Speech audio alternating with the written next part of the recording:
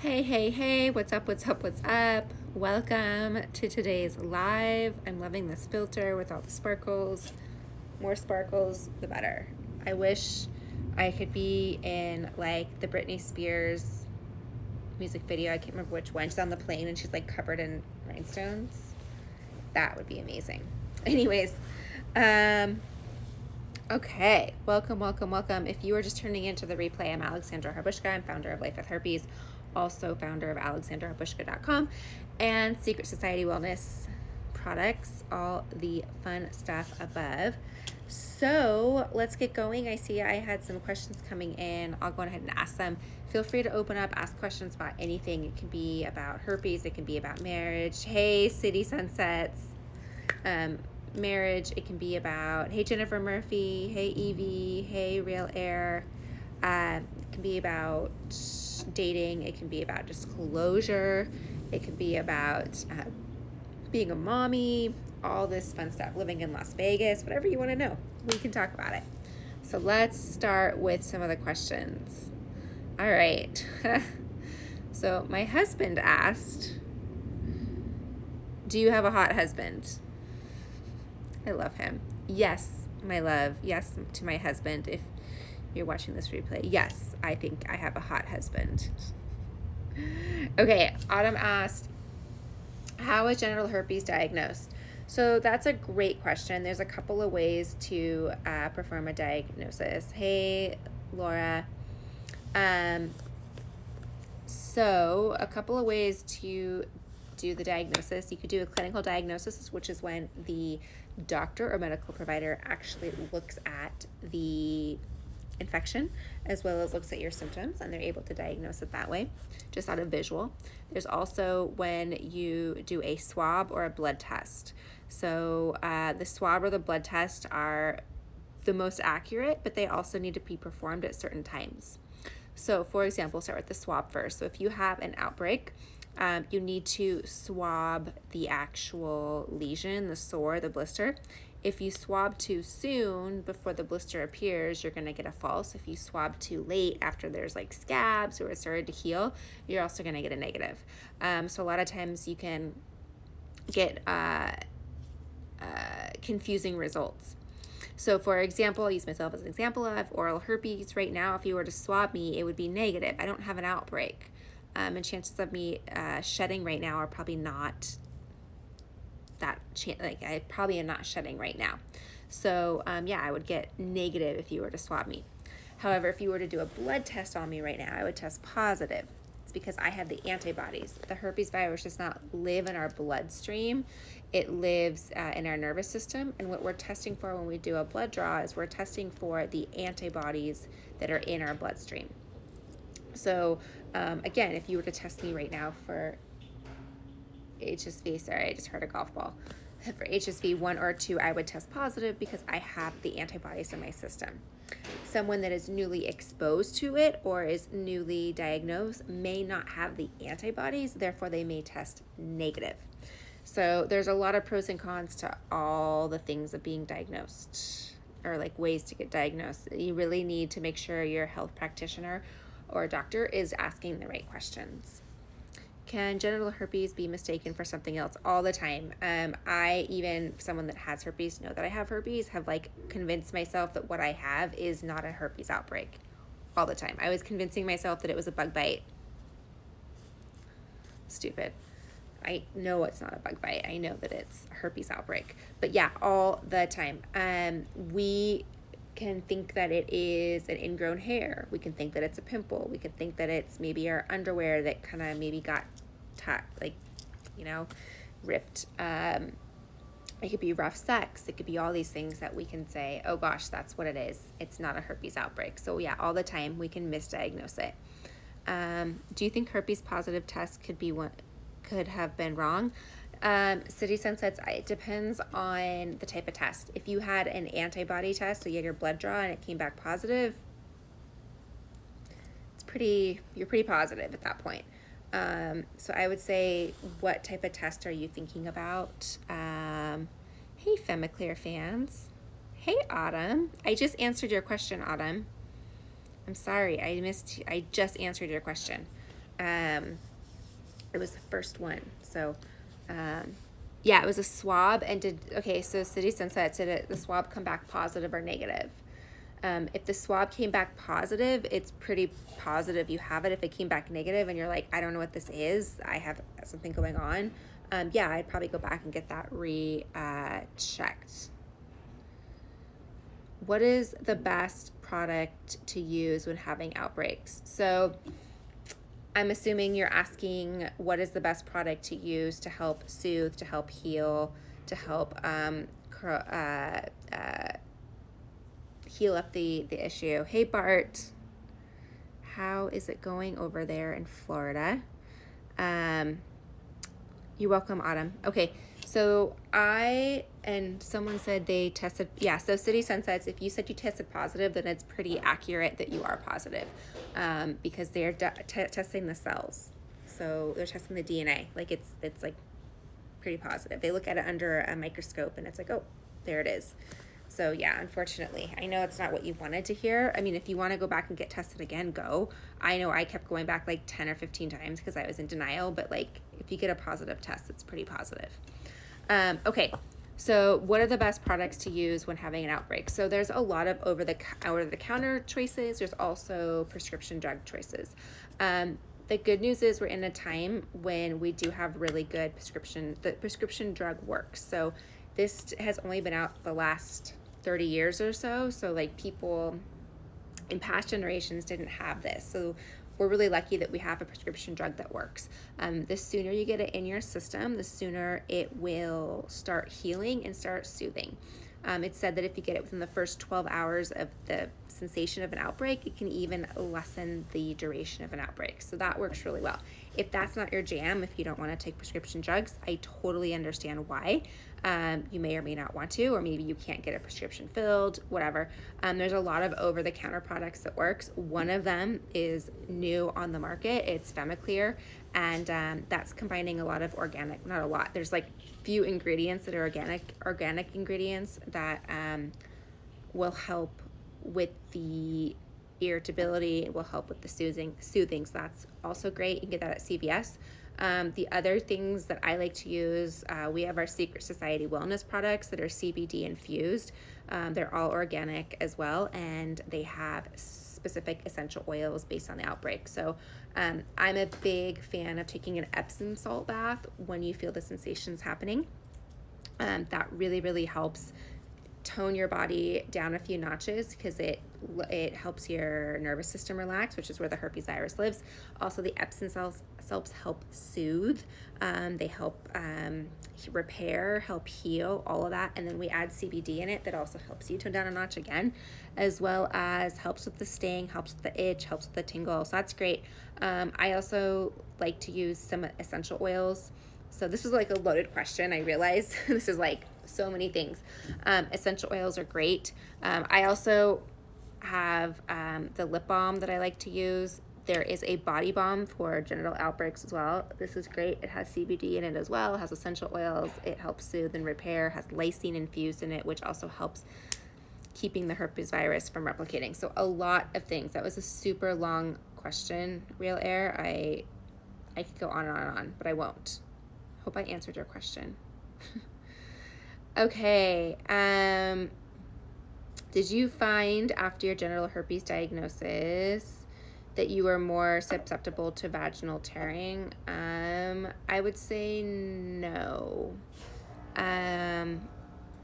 No, I did not. I've heard people say that. A lot of it can be hormonal based as well. But I've heard people say, or they're just more aware of it now. I would make sure that you're using plenty of lubricant, but it could be a hormonal thing that's going on, potentially. How did I plan for my pregnancy? Well, it took me a while to decide I wanted to get pregnant. I have not been one of those people that always wanted to get pregnant or like have to have babies. That was something that was not necessarily on my radar until I was ready to marry my husband. And then when I was with him, I was like, all right, I definitely want more of you. So How did we plan it? We just went the natural way we said, let's try for 6 months naturally to see if we can conceive. If we can't conceive, there's no reason to keep trying. Let's go to the doctor. And we went to the fertility doctor, and it turns out we needed some extra fertility help. And so we just got right on it. One of the other things I did once I decided I wanted to have children, I knew I wasn't ready yet. I was like going to be ready in about a year. I made sure my body was ready. So I went to the doctor, made sure, like, got my blood work done, make sure everything was healthy. And because what I didn't want is like to start to try to conceive and them to say, oh, well, you're this, and this needs some help, and it would take a year. So I made sure I was ready. But go for it. It's fun and exciting. How do you continue to avoid transmission? One of the things that I think is really key is communication. You need to communicate with your partner and also with yourself. Sometimes we're in denial that we have herpes. We forget, and we don't want to acknowledge it. So I would say communicate with yourself about it. Take care of yourself with it. What type of self-care methods are you doing? But also communicate with your partner. Let your partner know, hey, I got this going on, I got that going on, or my immune system's kind of low, or I'm feeling some tinglies, or whatever. The more you can communicate with your partner, that will help prevent transmission. The other two ways that are also key are the antiviral. It helps lessen the transmission rate by 48%. That's the most effective way. And the third way would be use a condom. That also lessens transmission between 30 and 50%. So, also all great questions. Is it safe to take valcyclovir while trying to get pregnant? Yes, absolutely. Of course, talk to your doctor, but you can take the antiviral while you're pregnant as well. Of course, talk to your doctor. There may be certain reasons why certain people can or cannot, but I would mention that to your doctor. And I took it my last few weeks of being pregnant to prevent an outbreak so that I could have a vaginal birth. But yeah, you're welcome, Real Air. Yeah, you can absolutely take it. How did you and your husband adapt to the HSV sexual lifestyle? There really was no adaptation or adoption to it. It's just part of it. It's communication. It's not a part of our life. It's not a part of anything. If I have something going on, I communicate it to my husband, or if I'm not feeling so confident about it, I communicate it. But it has no impact on our relationship whatsoever. Everything is normal. Our life is normal. And one of the things that's key that my husband made sure is, like, in the very beginning, of course, there'd be times I'd be worried about it. Like, oh my gosh, what if, how am I going to transmit it? All these things. And my husband made it very clear, like, if that's what's on your mind, then we're not going to have sex. Like, if that's what we're doing, if that's what's on your mind, I don't want that on your mind. That's not fair to you. It's not fair to me. So you have to be in the right mindset. And I think making sure your partner is aware of that, I think, is also really key. But it has no effect on our relationship whatsoever. It's totally normal. We don't have that. I think I've gone through all the questions that you guys asked earlier. What other questions do you guys have? Oh, you're welcome, Real Air. Thanks for the platform. I've been trying to talk to someone about your condition. Yeah, feel free to always go live with me too if you want to ask me a question live. I know, thank goodness we have social media at this point in our lives. This is something that was not possible in the past. This was not possible when I was diagnosed in 2011. You know, this was something that was just, we couldn't do.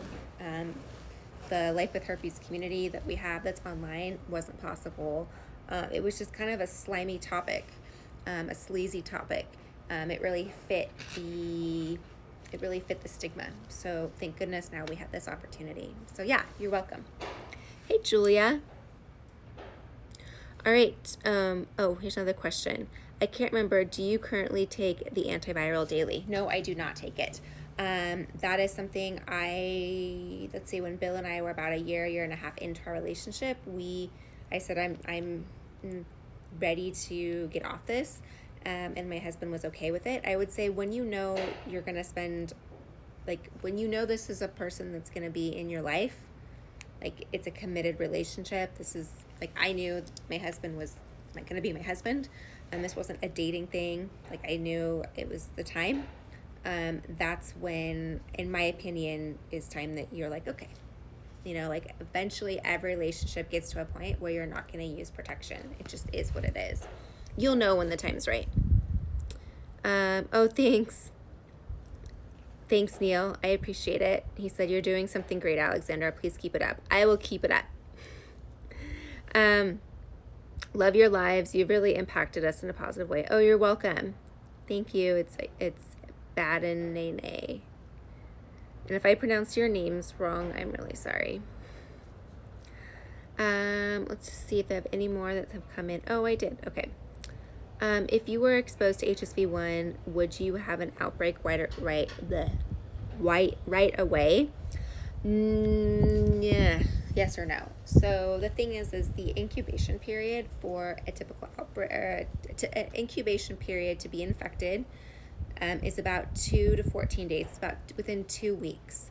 So if you are exposed to something, most likely you're going to show symptoms within the first 2 weeks. However, this virus is tricky and can lie dormant in our system. So you can be exposed, you can have it, you can create the antibodies, you can do all sorts of things, and never get an outbreak for years, months, weeks. It could be you had no idea. So that can happen.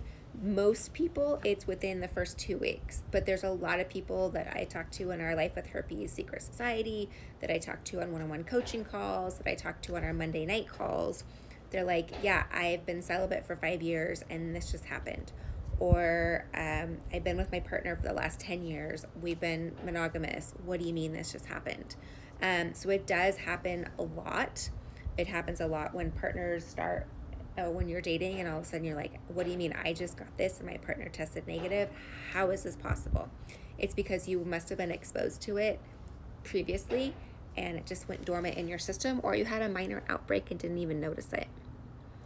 So that's the tricky part about this. Okay, my friends, if you don't have any more questions, I am going to say see you mañana. Also, if you guys have Twitter, you can join me live on Twitter at 8 p.m. this evening. Make sure to get my shirt so it doesn't open. On the Femiclear Twitter, and we're having a Twitter party. So I am A Harbushka. That is my call name, I guess. I don't know. That's my name on Twitter, my @sign. And you should join us for a fun little Twitter party. It'll be fun. What else? I'm trying to think. Oh, exactly. Okay, so Ixatia, I don't know if I pronounced your name right. Exactly what happened to me. Found out you had antibodies, then got your first outbreaks 7 months later. Yeah, that's possible for a lot of people. A lot of times once you know you have it, you create the outbreak too, because like you stress yourself out over it. What came first, chicken or the egg? Knowing you have it, or the stress of knowing you have it, or like actually getting an outbreak. So anyways, all right, I will see you all tomorrow. It will not be the same time. I am spending the day with my mother tomorrow. We are gonna go have lunch, so well-needed lunch date. So I will either go earlier or later, but I will be live again tomorrow. And join me tonight on Twitter. All right, see you soon. Bye, guys.